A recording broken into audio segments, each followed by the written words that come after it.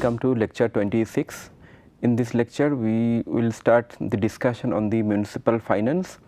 In last week we started the discussion on the development management part, and we have started discussion on the basic planning and development aspects. We have seen regional planning, urban planning, and how to incorporate the plans with the infrastructure projects.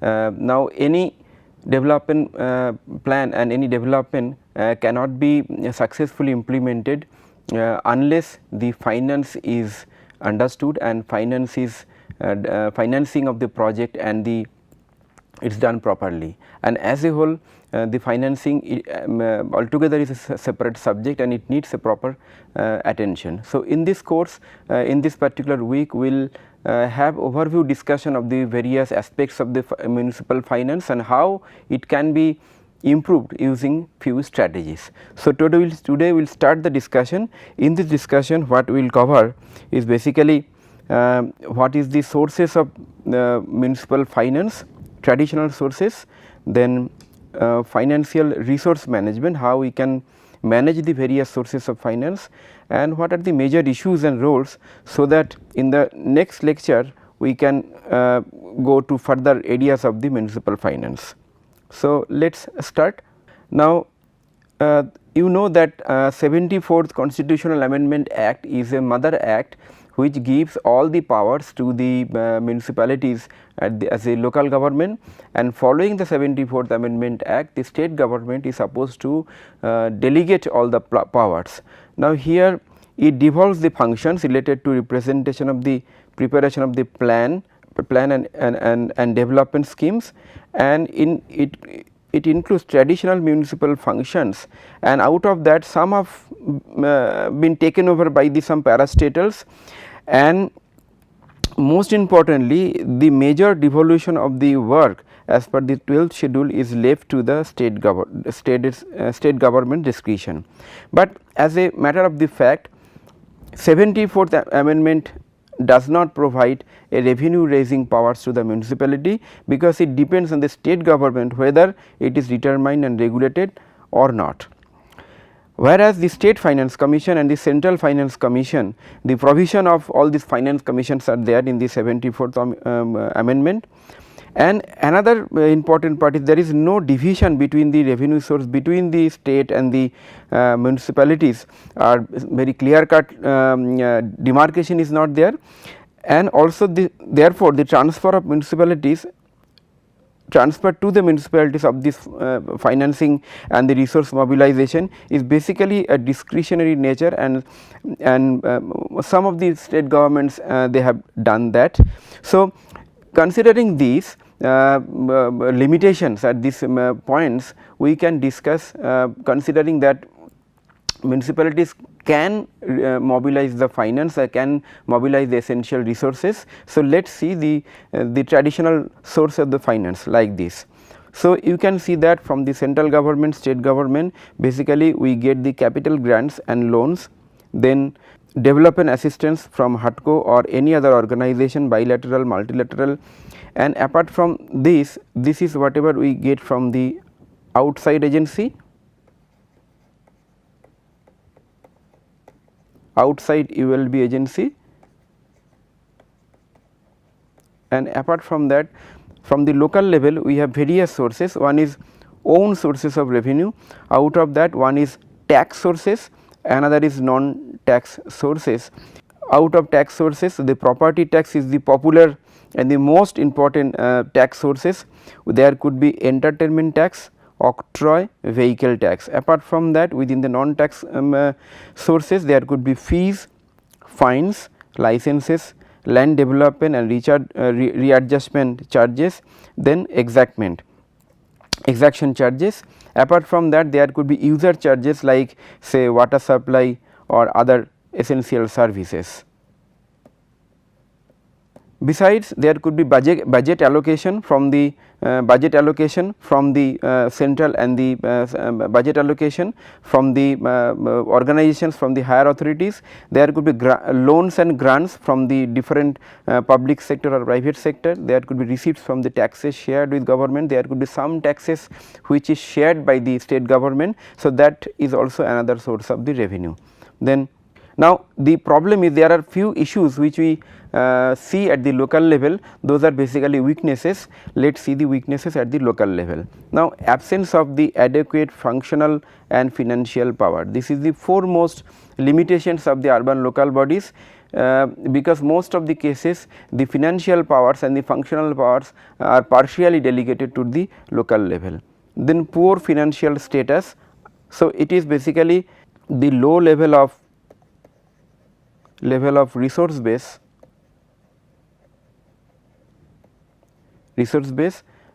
and unaugmented resource potentials.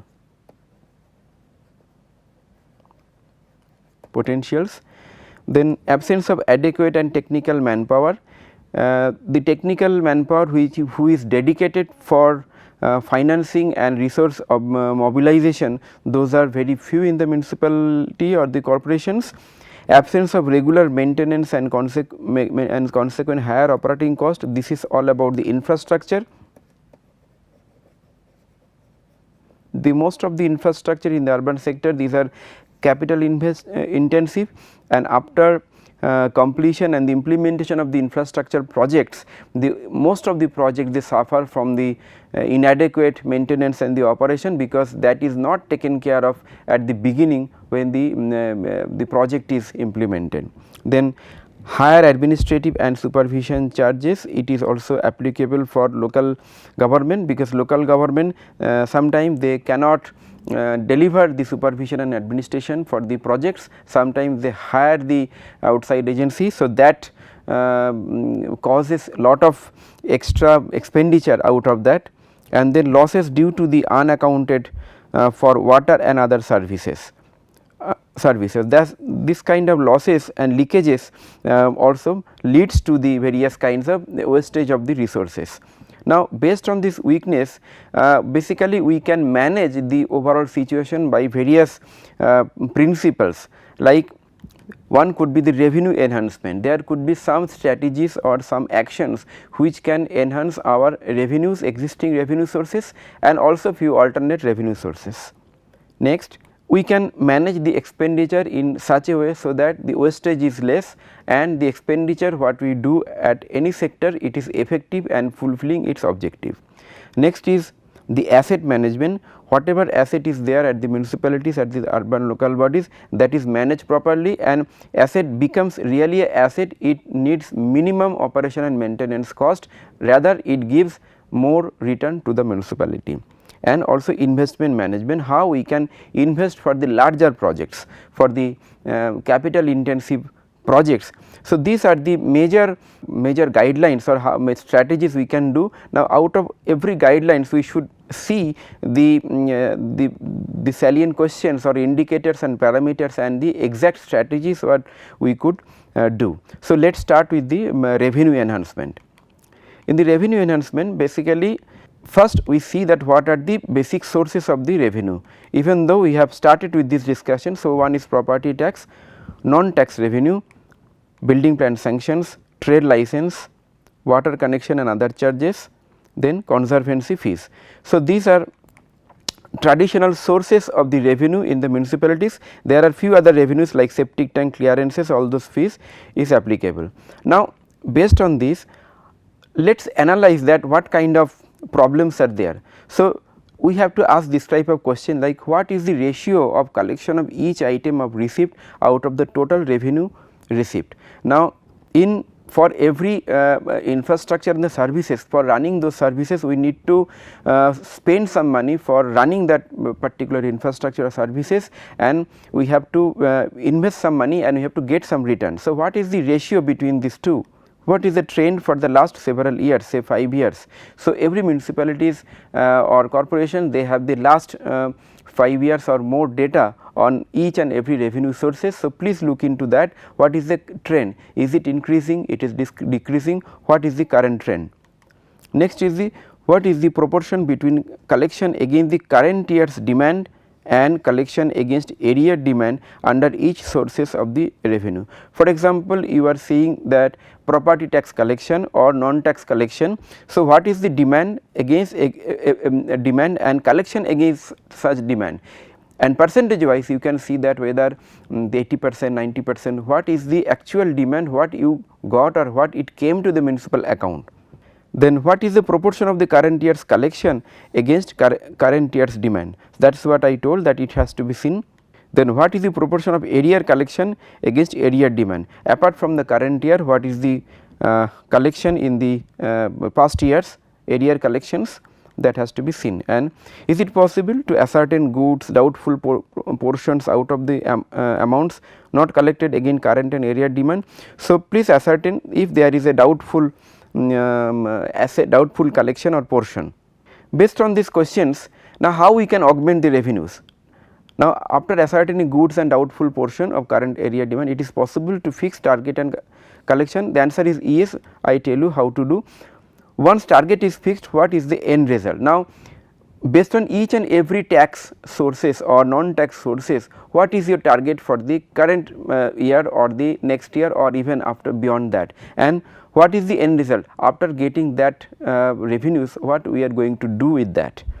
What was the target fixed on the higher side? If yes, what should be the ideal target? Please rationalize your target based on your manpower, based on your capacity to collect the tax or the non-tax revenues. Please see that whether the target is fixed as a very high level or it is fixed within your capacity level, that need to be seen. That means your feasibility of collection. What is the target fixed on the lower side? If yes, how can it be improved? If you fix the target in your lower side, your manpower resource or human resource will be misutilized. So, they will not be utilized fully, therefore, you can enhance your target. So, always fix the target, it is not a one time job, every time you have to do by kind of a trial and error and continuous feedback mechanism from your team, you can fix the target. Next is that can the collection mechanism be improved by change of personnel or giving special rewards. Now, how you can improve the collection mechanism, either by giving training or by giving some incentives to your team member. Then does clear demarcation. Now, these are the augmenting strategy for the property tax. The property tax is the very common and very popular sources of the revenue. So, you should see the property tax in a very clear manner. Now, first is the does it have the clear demarcation of the residential properties and commercial properties. Most of the municipalities, the clear demarcation is not there. So, for that you need to make a base map of the municipality showing each and every holding and every clear demarcation of the every holding, so that you can see the holdings and you can link with the database of the tax and you can judge whether that every whether the every holdings they are connected with the tax base or not. Most of the some of the municipalities, they have tried this exercise by using GIS based mapping technologies, and out of that they can assess whether the holdings are able to generate tax or not, and how much holdings are giving tax regularly, or those data is available. How many properties lie unassessed? Have you assessed all the properties, and if so, what is the condition of that, and what is the coverage of the properties which is not at all assessed which need to be assessed? That is only possible if you can make a base map of the holding or the plot maps, and then you can assess that. Then how much is the delay in the assessment procedure? So, please estimate the delay based on your existing system. Then how much is the delay in sending bills? So, please rationalize or analyze the process. We had a detailed discussion in the process and system improvement. So, following that you analyze your process and try to simplify and make it efficient process, so that the delivery become quickly. Is there a regular check on the exempted holdings? If in your municipality there are few exempted holdings, now what is the basis of exemption? Is there any check for the exemption? Is the exemption for eternal time, or it is given for some particular time period? So, those kind of things need to be updated on your base map regularly, time to time.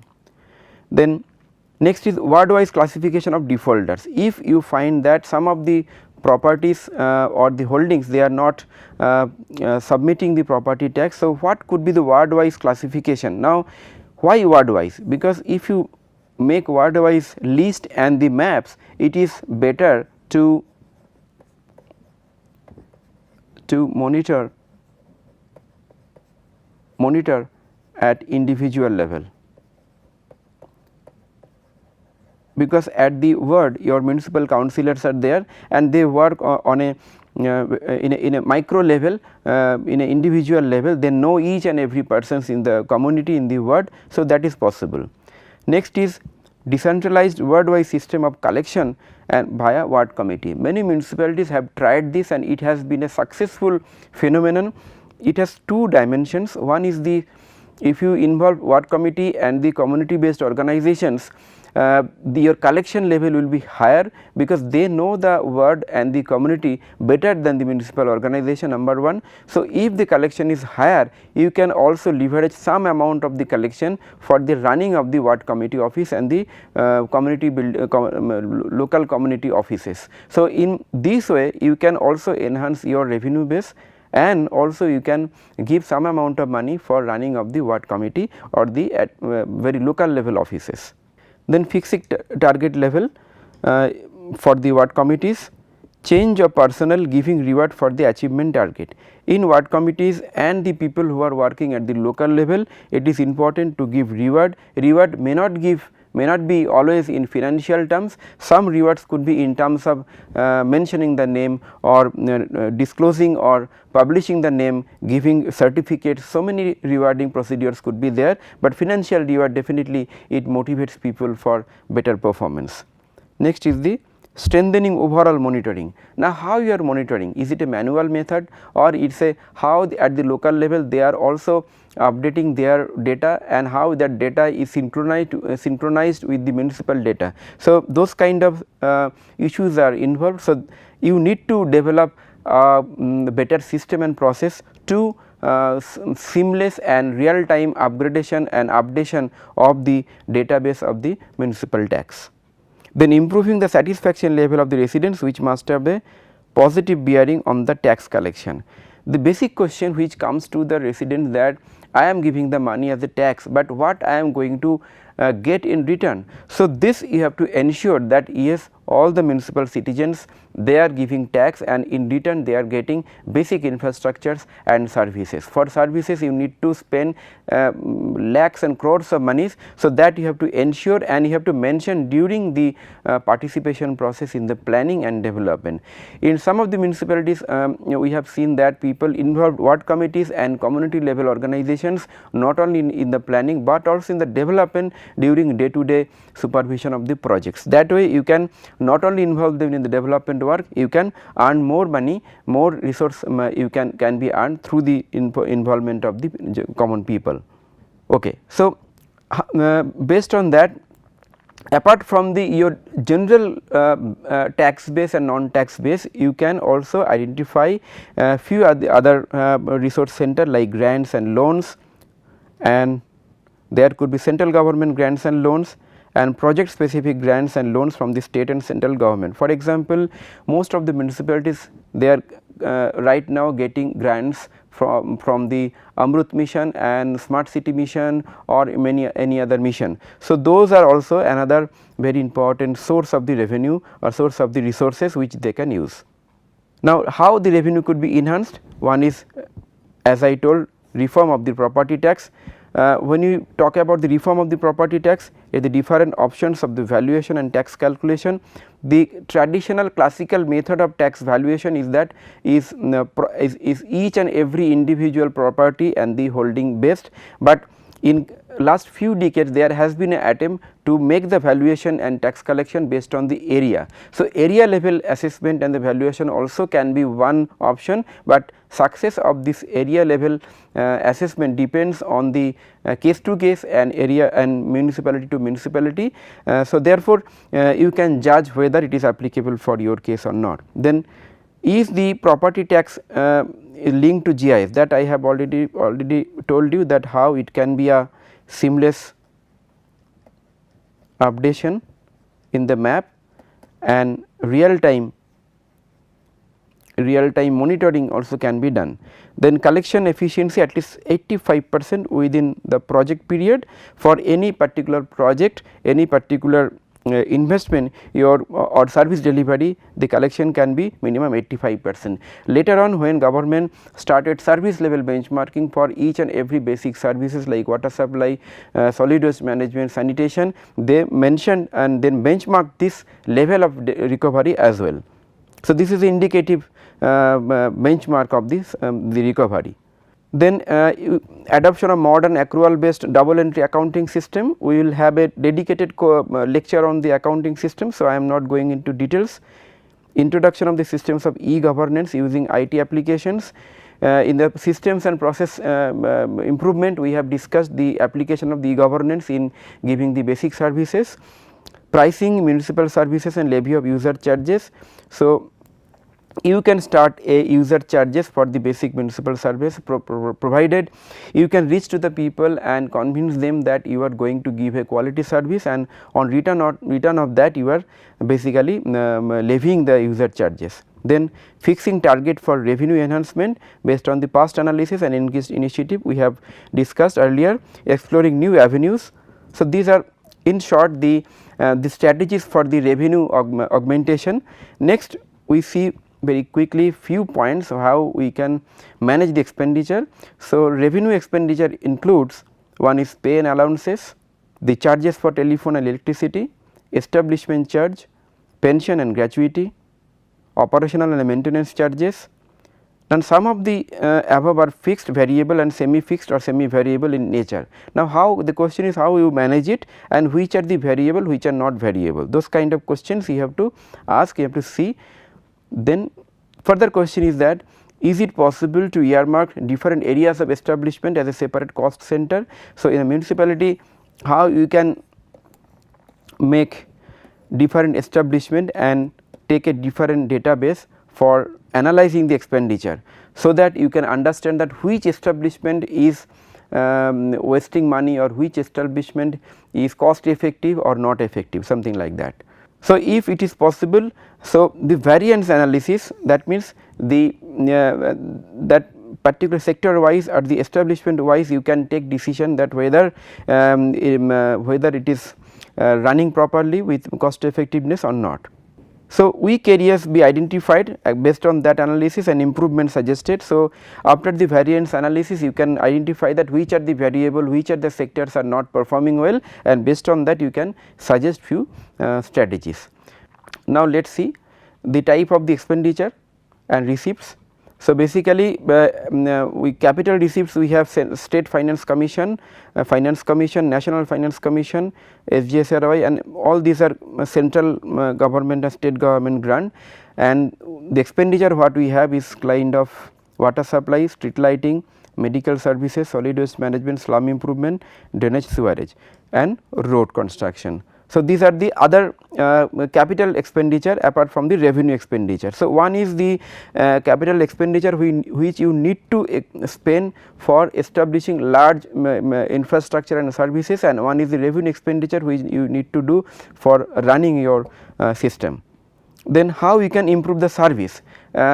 As the infrastructure is concerned, apart from the infrastructure you can make an assessment of the service, whether the service is paying or not paying. So, what are the major service, what is the percentage of the total population benefited, what is the proportion of the cost recovery, can the service rendered be justified against the cost recovery. You can find that maybe the service is very costly and it is not getting the recovery or the return from the people, and maybe other service maybe you are not spending much, but it is getting some return. Which is the routine operational cost, is it justified? These are the questions you have to make to assess the service level. So, let us see the what could be the management on expenditure management strategy. So, efficient financial rules is required at the local level. Now, most of the municipal government they follow the municipal or the financial rules of the state government. At times it can be insufficient for the municipal body. So, municipal body can time to time they can make their own rules and regulation. The objective of these rules should be ascertain the market cost, ensure the quality, help speedy decision and proper documentation, and apart from the efficient financial rules they can make an efficient organization development plan. We discussed thoroughly in the first section under the urban governance section that how our organization development plan could be done and how it can be improved, and cost saving mechanism. When planning community involvement, we discussed mechanical means per capita output. So, for every project you can keep or consider some amount of the capital investment as the operation and maintenance planning, then you involve community to run that project or run that services. You can mix a manual and the mechanical means, and so that you can get the maximum benefit from the expenditure. Second is the asset management. In current times many of the municipalities they did not have any clear idea that what are the kinds of assets they have and how to manage that. So, we should also discuss that part. In the asset management, basic questions are: what are the assets used for discharging primary functions such as water supply, cleaning operations, sewage treatment plant, water treatment, etc. Now, these are the primary service provision at the municipal level. So, these assets are much more valuable in terms of the social benefit or the social responsibility. Second is there any loss of revenue or additional expenditure for the inefficiencies of such assets? If so, how much is the loss of revenues and how best we can it can be efficiently run, so that the wastage or the loss is less. The second question which comes for the asset management is that whether other assets of the municipalities like parks and playgrounds, tourist spots, heritage building, etc. are in proper shape to act as good sources of the revenue. Now, so far municipalities have considered the heritage building and the parks and playground as a liabilities. Now, if the heritage building is converted to a revenue earning asset, it can be a really very much potential areas of the revenue generation for municipality. So, please do the current stock taking of such potential areas and the assets, so that municipality can assess and definitely improve upon that. Then what is the present level of loss of revenue? Are you getting any revenue? Have you invested some money to make a value addition to that particular heritage building or the tourist spot? What are the available tourist potential areas in your locality or in your city? That has to be identified. Whether there are some ideal cases such as parking space, open land suitable for the housing. Now, from every cities, every municipalities, you might have seen that there are on street parking. It not only create traffic congestion, it also takes away a possibility of the revenue generation. So, if the municipalities they generate the free parking zone in every corner of these cities, so they can take charges and they can strictly enforce that parking is prohibited on street, and on the other hand they have to park on the free parking zone. Those kind of strategies could be there, and they can, and this will act not only for the revenue generation, it will also act to reduction of the congestion in the municipality. So, these are the basic actions in the asset management: listing and the valuation of the assets. That is the first job. All kinds of assets in terms of the basic service delivery like water supply, sewerage, solid waste management, the fixed asset like your green areas, riverfront areas, heritage building, tourism potential areas, everything. Then you try to make an effective use of ideal assets like land, building, equipments. Please explore the credit rating to facilitate market borrowing. There could be some function or some service which you are doing very nicely for last few years. Can that be linked with the credit rating, so that you can have some market borrowing for running that project and get some surplus or some revenue from that project. Second is commercial borrowing against assets. If we have created a good amount of assets like land, building, riverfront, etc., can you use that as a deposit or as a mortgage to get some commercial borrowing, and that can be used for some other purpose like investment. So, these are the basically asset management principle and the strategies. Next we mention the investment management. Now, these are the investment sources like the capital market, private sector, offshore financing, and also of course, the government and the public sources. Now, for investment you have to estimate that the first job, estimation of the gap between the existing situation and the vision, preparation of the approximate cost estimate, and it can be based on the consolidated rates from the previous experience or similar improvement in other cities or from available estimate figure. So, this kind of estimate is basically gross in all the city development plan. Based on this gross cost estimate, you have to give an indicative capital investment required for each and every project, because otherwise you cannot figure out what will be the possible sources of the capital. Then prioritization in the investment is the very important matter, because you cannot have the investment for all the projects. So, we have discussed about the concept of the annual plans. Every year you have new projects added to your task, and for that you need to prioritize your projects. So, these are the criteria how you can prioritize. First is the capital cost recovery. The project which gives you maximum capital cost recovery, that should be given first priority. Sustainable in terms of the operational cost. If it is sustainable in terms of operational cost, that means if it has some inbuilt mechanism to have some operational cost, definitely it is preferred. Number of beneficiaries served is to be seen, because more the number of beneficiaries served, more the number of wards served, maximum is the priority. Focus on the urban poor. If the share of the beneficiaries who are served by this particular investment is more on urban poor, that is first priority. Present commitment. Have you committed already this project to the people during your participation? If you have already committed, definitely it needs some amount of more priority and preference. Then scheme completion time. If you find that the scheme is too long, it is taking 10-12 years, it is very difficult to maintain the long term investment. Rather, you can break down the scheme into various phases into 2-3 years, so that you can see the completion, you can monitor the completion, and that therefore time is very important criteria. So, ideally 1 to 3 years is the ideal time to fix the phasing of a particular project or fix the timing of the project, so that you can maintain. Then all factors to be given weightage as per the perception of the ULB. So, it is not the priority of the investment of the capital investment project, it is not the discretion of the mayor or the chairperson. So, some criteria based on the factors has to be given. So, based on those factors you can make the final priority index. The matrix to be fully agreed by the board of the councillor before placing the schemes for investment priority. So, it is the matrix has to be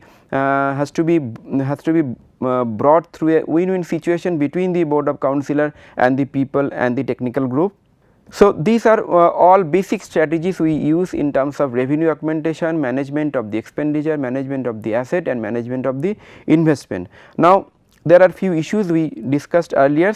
So, therefore, there are some roles of the central and state government.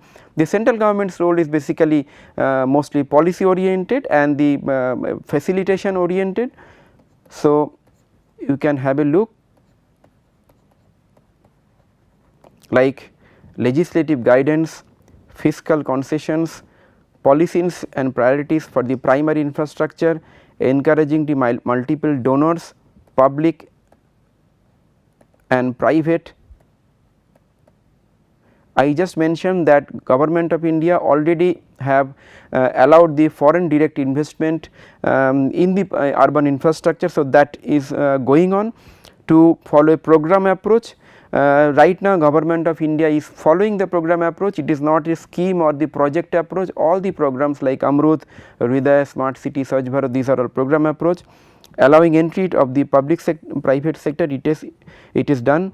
Modification and simplification of the municipal bylaws, it is under preparation. All the state government are directed and they are doing preparation of the manuals and the documents. Now, this municipal bylaws, they will ensure the delegation of the financial power to the municipalities and training program. So, training program is also important. We have discussed in details about the training program earlier.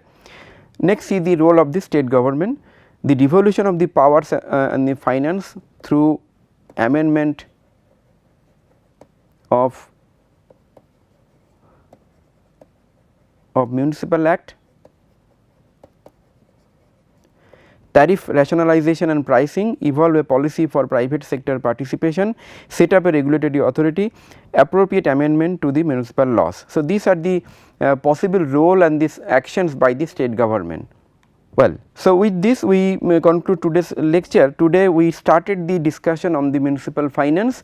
Today's lecture was first focused on basically the classical municipal finance options and how we can augment those options. For example, how we can maximize the benefit out of management of the asset management of the expenditure, augmenting the revenues and management of the investment. That is what we discussed today.